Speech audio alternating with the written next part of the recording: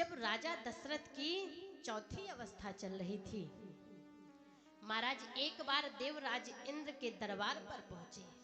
वो रोज जाते थे और जब राजा दशरथ वहां से आ जाते थे तो इंद्र उस जगह की मिट्टी खुदवा देता था और गाय के गोबर से लिपवाता था। ऐसा ये चलता रहा। एक बार क्या हुआ कि राजा दशरथ अपना मुकुट वहीं पर भूल आए। पुनः जब गए तो जिस सिंहासन पर वो बैठे थे उस सिंहासन के नीचे की जो पृथ्वी है वो देवराज इंद्र जो है खुदवा रहा था। राजा दशरथ ने पूछा कि ये क्या हो रहा है, मैं जहां पर बैठा था वहां की मिट्टी क्यों खुदवाई जा रही है।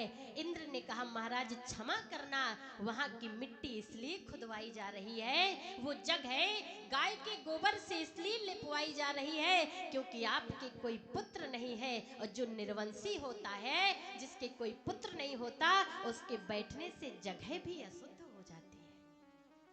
राजा दशरथ ने मन में विचार किया कि पुत्र ना होने से इतना बड़ा पाप, महाराज की मेरे कोई पुत्र नहीं है।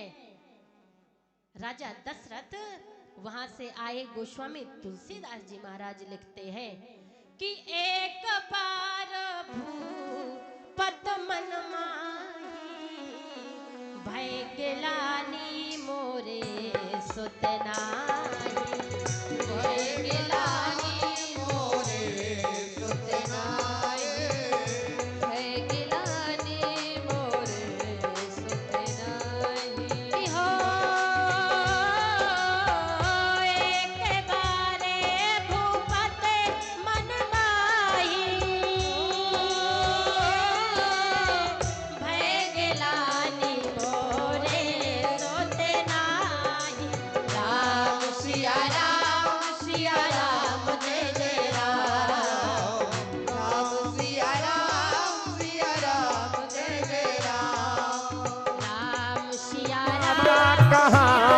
भारत लाल जी के माता भारत लाल जी की माता कहाँ में।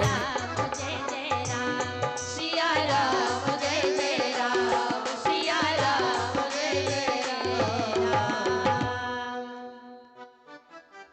एक बार भूपत मन माही भय गिलानी मोरे सुतनाही। उनको गिलानी हुई कि मेरे पुत्र नहीं है।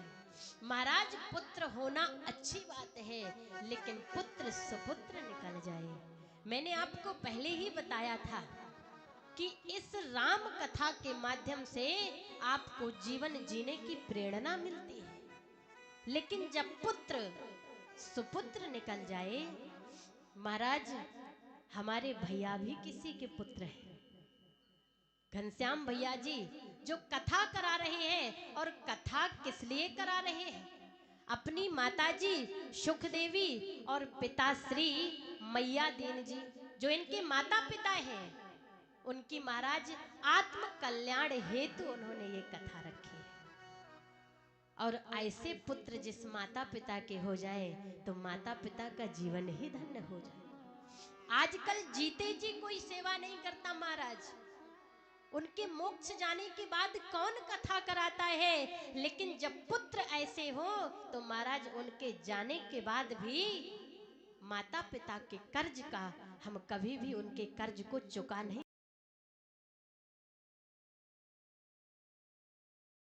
मेरे कोई पुत्र नहीं है। गुरु वशिष्ठ को बुलाया गया, मेरे कोई पुत्र नहीं है। गुरु वशिष्ठ को बुलाया गया। जब गुरु वशिष्ठ को बुलाया गया, उनसे पूछा गया महाराज हमारे कोई पुत्र नहीं है।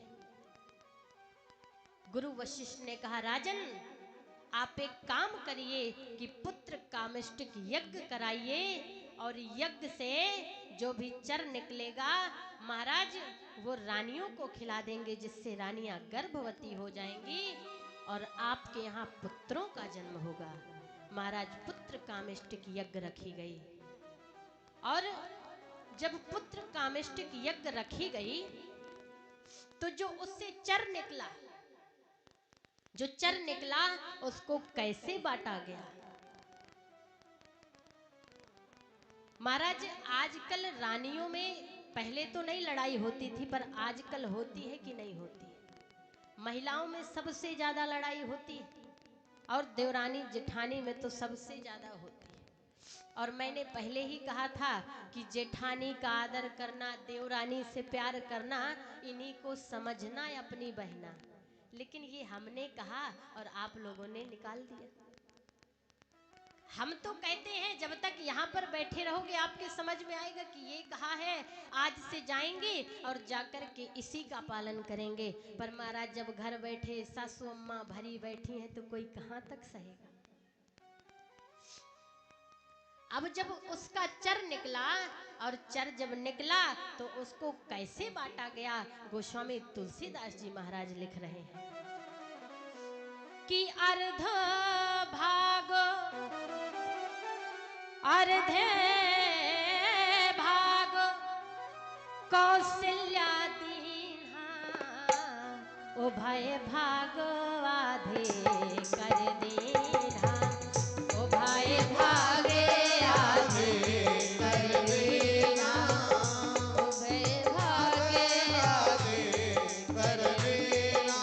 अर्धे भाग कौशल्या दीन्हा, उभय भागे आधे कर दीन्हा, उभय भागे आधे कर दीन्हा, उभय भागे आधे कर दीन्हा।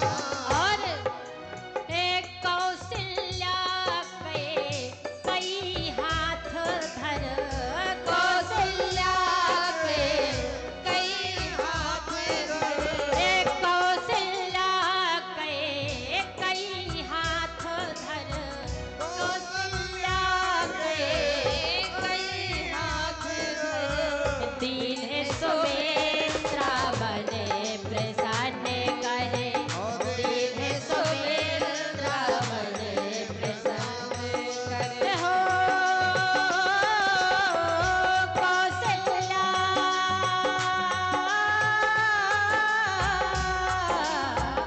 कौशल्या के कई हाथ धरे,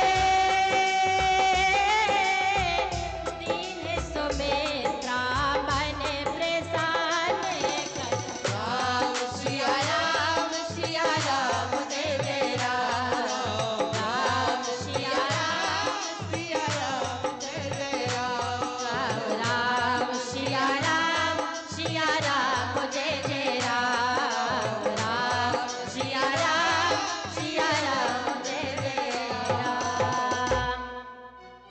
महाराज अर्धभाग कौशल्या देना, जो खीर निकली थी उसका आधा भाग कौशल्या को दे दिया। लेकिन कौशल्या जो है बड़ी है और उनमें बड़प्पन है, तो कौशल्या ने मन में विचार किया कि इन्होंने मुझे आधा तो दे दिया, लेकिन कौशल्या कैकई हाथ धर, उन्होंने कैकई को दे दिया आधा कि ये लो तुम लो। लेकिन अब दोनों रानियों को मिल गया, बची सुमित्रा। तो महाराज कैकई ने और मैया कौशल्या ने सोचा कि अपने भाग से आधा आधा इसको दे देते। दोनों ने आधा आधा दे दिया तो दीन सुमित्रा मन प्रसन्न कर, क्योंकि सुमित्रा छोटी है और सुमित्रा प्रसन्न हो गई महाराज कि मुझे तो सबसे ज्यादा मिला है। दोनों रानियों ने अपना आधा आधा दे दिया। अब सुमित्रा जो है प्रसन्न हो गई। जब प्रसन्न हो गई, जैसे उस चर को खाया, महाराज राजा दशरथ की तीनों रानियां गर्भवती हैं। अयोध्या में खुशी का ठिकाना नहीं है। जिनके एक भी पुत्र ना हो और महाराज उनकी तीनों रानियां गर्भवती हों तो ये साधारण बात नहीं है। जैसे ही भगवान के जन्म का समय आया तो महाराज मैया कौशल्या तो जानती थी कि मेरे लिए तो सिर्फ दिखावा है, मेरे गर्भ से तो स्वयं परम ब्रह्म परमात्मा अवतरित होने वाले हैं। चैत्र मास की 9वीं तिथि को जैसे ही अब ये होता है महाराज, उसका भी एक नियम होता है। मैया कौशल्या की प्रसव पीड़ा प्रारंभ हुई और कमरे पर लेट गई, और जैसे ही कमरा बंद है महाराज भगवान ने अवतार लिया। और अवतार ऐसे नहीं लिया।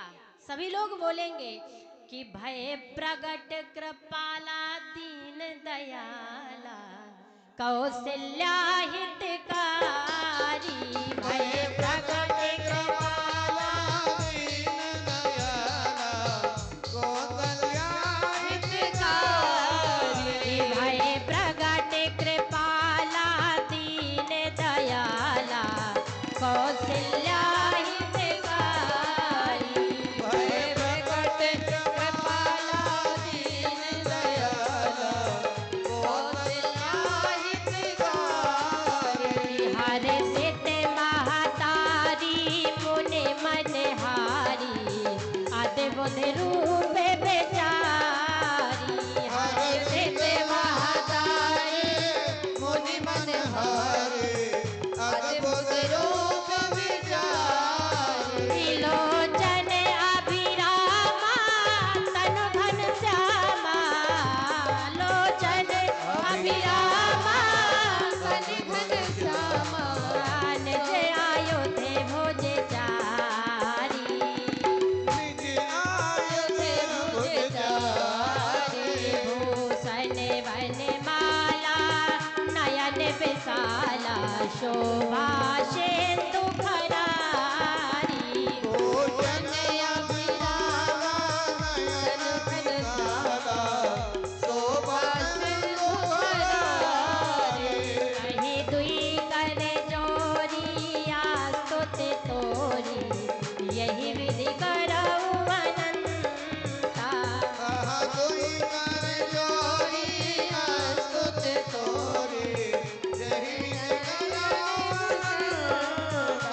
माया गुण ज्ञानातीत अमाना वेद पुराण भनंता। माया गुण ज्ञानातीत अमाना वेद पुराण भनंता। करुणा सुख सागर सब गुण आगरे। करुणा सुख सागर जिहि गावहि श्रुति सारी। कृपाला दीन दयाला कौशल्या हितकारी। सोम में हितकारी सोम में हित लागी जन अनुरागी भयो प्रगट श्रीकंता।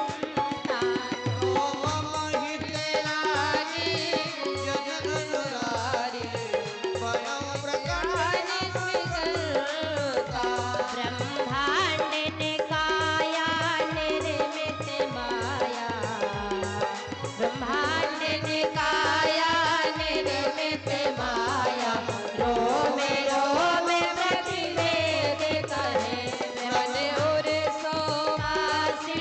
यह उपहासी सुनते धीरे मति फिर न रहे। उपजा जब ज्ञाना प्रभु मुस्काना चरित बहुत विधि कीन सहे। यह चरित जो गावहि हरि पद पावहि प्रकार स्तुति वेद लहे।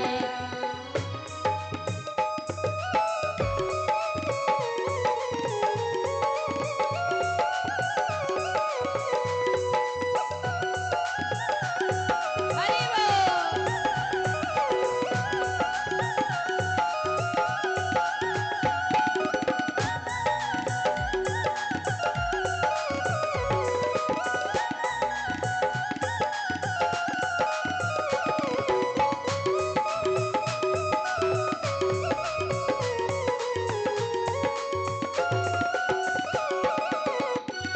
माता पुनि बोली सोमति डोली नन आदि रूपा। की जैसी सुलीला अति लीला यह सत